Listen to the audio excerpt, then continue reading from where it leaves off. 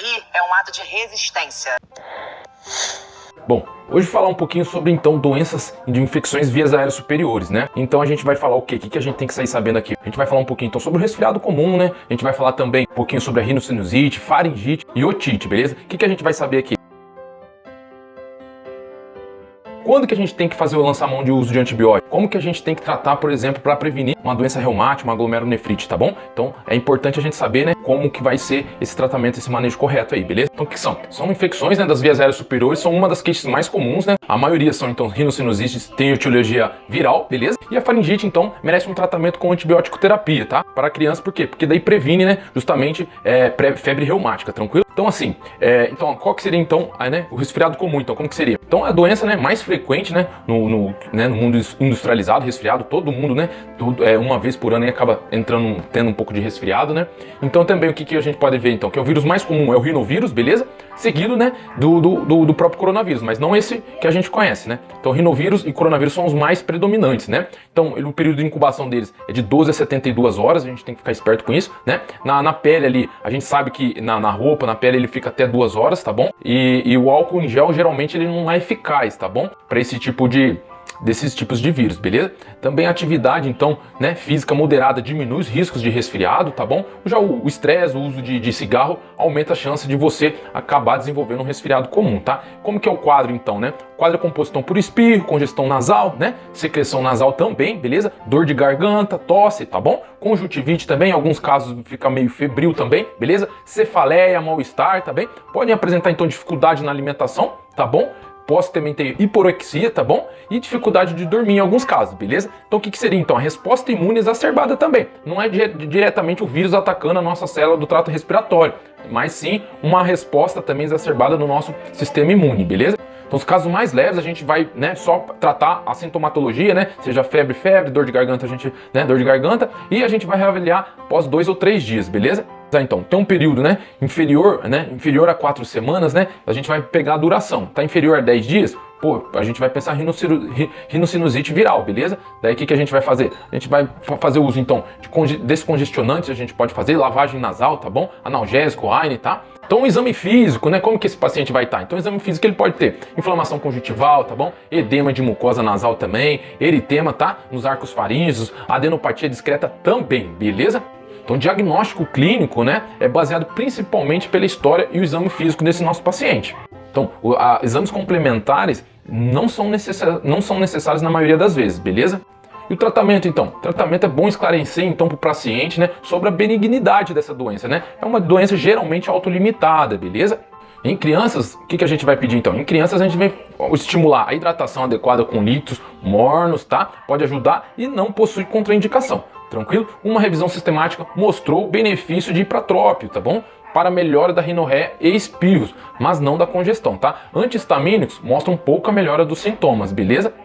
Expectorantes também não tiveram muito benefício, beleza? E descongestionantes aliviam temporariamente a congestão nasal, tá? O seu uso deve ser limitado a 2 a 3, né, doses diárias, tá? Uma revisão também sistemática de 3 estudos aqui nos mostrou o quê? Que o consumo de zinco dentro de 24 horas do início dos sintomas resultou em melhora significativa dos sintomas, beleza? E não há benefício com o consumo de vitamina C, tranquilo? Então a dor de garganta responde bem a analgésicos leves como aspirina, paracetamol e dipirona, beleza? Anti-inflamatórios ajudam com a cefaleia, tá? Otalgia, dor articular, mal-estar, tá bom? Espirros, mas não no que diz, tá? Respeito à tosse e rinorreia, ou duração dos sintomas, beleza? Para falar um pouquinho sobre a faringite, então, o que é a faringite? Então, a faringite é o processo inflamatório, tá? Da faringe, tá? Sendo definida clinicamente pelo desconforto, tá? Ou da garganta, e podendo, então, ocorrer devido a causas infecciosas, beleza? E não infecciosas também, tá? Então, vamos pensar aqui, apenas 5 a 15% dos casos de faringite, tá? São, tá? Secundários a estreptococo, que é a principal causa bacteriana, tá? Assim, então, cerca de 2/3 desses nossos pacientes com essa queixa acabam recebendo antibióticos para seu tratamento, beleza? Então, assim, as principais, né, etiologias, então, rinovírus e adenovírus, tá? Além do coronavírus também, como a rinocinusite, tá bom? Então, influenza, parainfluenza e vírus sincicial respiratório também, são um dos principais, tá? Já de etiologia bacteriana, a gente tem, sim, o Streptococcus beta-hemolíticos do grupo A. Então vamos lembrar aqui, ó, de 5 a 15% dos casos de faringite são, tá, secundários a estreptococo, tá bom? Que é a principal. Só que né? E a principal, então, é o piógeno do grupo A, só que é só 5 a 15%. Não é, tem que tomar cuidado para não fazer, né, diferenciar bem, e não fazer a utilização de antibiótico de maneira inadequada, beleza? Então a história de rinite alérgica são associados a maior risco, tá bom?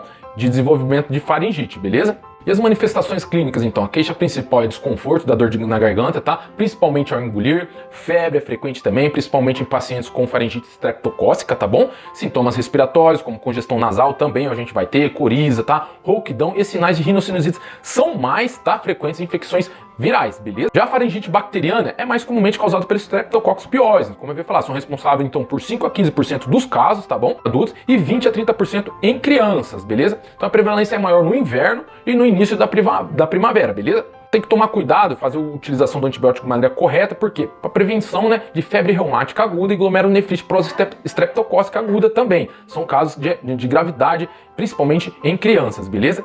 Então, o que a gente vai ficar de sinais de gravidade? Não, abscesso perimigdaliano, tá? E retrofaríngeo também. A gente vai fazer lançamão, então, de tratamento empírico, tá? Em casos de pacientes, né, com suspeita de HIV, né, e difteria, tem que fazer, né, o exame para a gente ter certeza de fazer o tratamento adequado, beleza? A difteria, então, deve ser suspeitada com base em motivos clínicos, beleza? Vacinação incompleta, por exemplo, tá bom? Como havia falado, então, principal na etiologia da faringite, quando é bacteriana, é o Streptococcus beta-hemolítico do grupo A, né? Que é o piógenes, tá bom? O que a gente vai ter? Então vai ter o início súbito de dor de garganta, eu vou ter dor de cabeça, né? E exudato tonsilar nesse nosso paciente, beleza? Se for de etiologia viral, o que a gente vai ter mais? Predominância de coriza, tosse e rouquidão, beleza? Então, além disso, né, do piógeno, outro organismo também, né, micro-organismo causador, né, da faringite é o necróforum, beleza? Então, o que também pode, né, desencadear a síndrome de Lemierre, que é uma síndrome, né, aguda bem feia mesmo, né? O paciente ele fica com tromboflebite séptica da veia jugular interna também, tranquilo? Então deve se suspeitar dessa síndrome quando o paciente tem calafrios, febre alta e edema cervical unilateral, beleza? Também essa síndrome de Lemierre ela é causada por Staphylococcus aureus, está resistente à meticilina. Então ficar, né, quando esses tipos de paciente, quando a gente vê a sintomatologia dele está bem agravada, a gente vai lançar mão de vancomicina daí, beleza? Então o que é importante? A gente pegar uma história, né, de tabagismo para ver se esse paciente, né, ou uso de ar...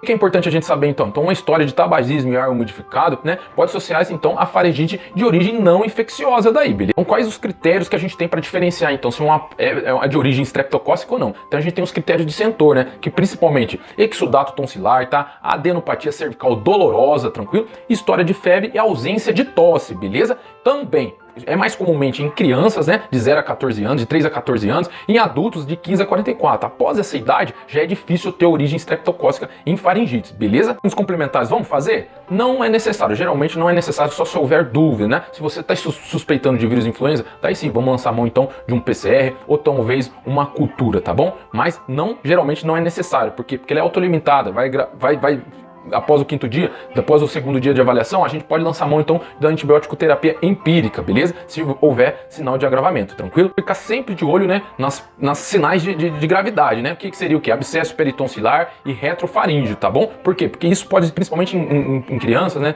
jovens e adolescentes, pode desencadear o que? Febre reumática, tá bom? Que acaba atingindo após a segunda, terceira semana do início dos sintomas nesses nossos pacientes, tudo bem? A gente vai ficar de olho então, abscesso peritonsiliar, tá bom? Quadro de dor grave, alteração de voz, tá bom? E além de edema da região cervical, beleza? Rigidez cervical também e incapacidade de falar são sinais de gravidade que a gente tem que lançar mão de antibiótico terapia, beleza? Então, lembrando aqui, então, tratamento, né?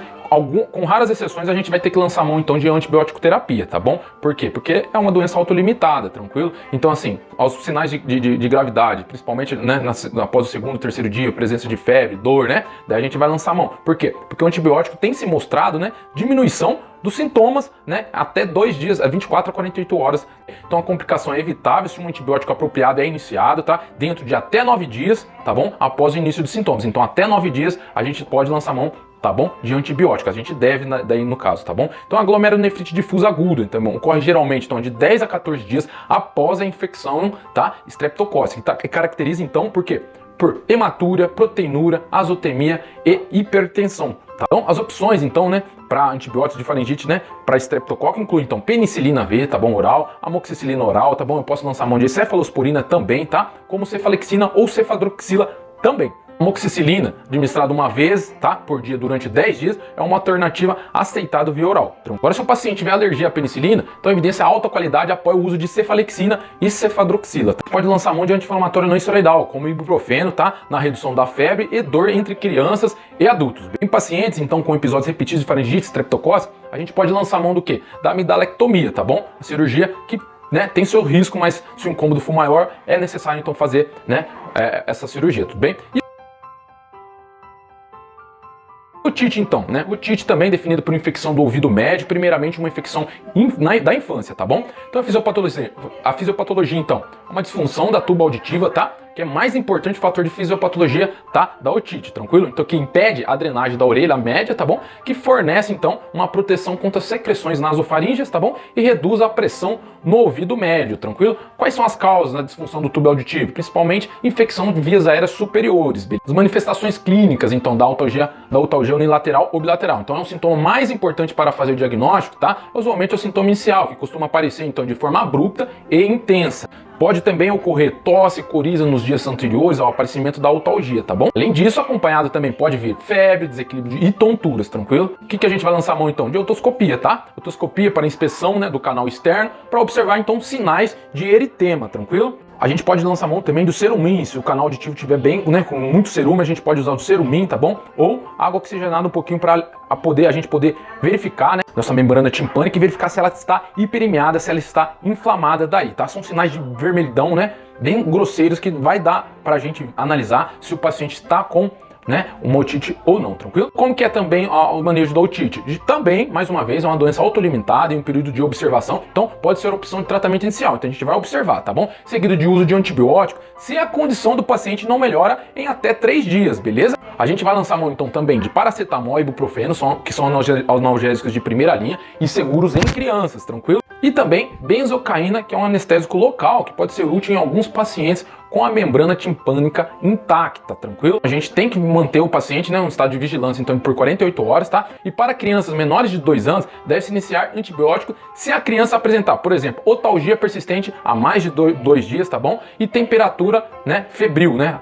Acima de 39 graus a gente pode lançar mão de antibiótico, tá bom? Já em crianças acima de 2 anos, o tratamento é necessário apenas para pacientes com doença grave, como, por exemplo, a otalgia grave também, tá? E temperatura também superior a 39 graus e otorreia, tranquilo? A gente tem aqui, então, algumas revisões sistemáticas revelaram que os antibióticos são modestamente mais eficazes do que nenhum tratamento, né? Porque ela é autolimitada, tá? Então, o tratamento historicamente tem duração de 10 dias, tá? E uma otite sem melhora pode se considerar, então, a realização de timpanocentese, tá? Que é a drenagem realizada por especialistas daí. Então, qual que é a primeira linha de antibióticos se a gente, né, se essa for a nossa escolha? Então, a amoxicilina, tá bom? Seguido, então, de azitromicina e ceftriaxona, beleza? Então, terminamos aqui, então, infecções das vias aéreas superiores. Então, é importante a gente ressaltar aqui os pontos principais, saber o dia certinho, como a gente vai lançar a mão do antibiótico, sempre primeiro esperar para ver, né?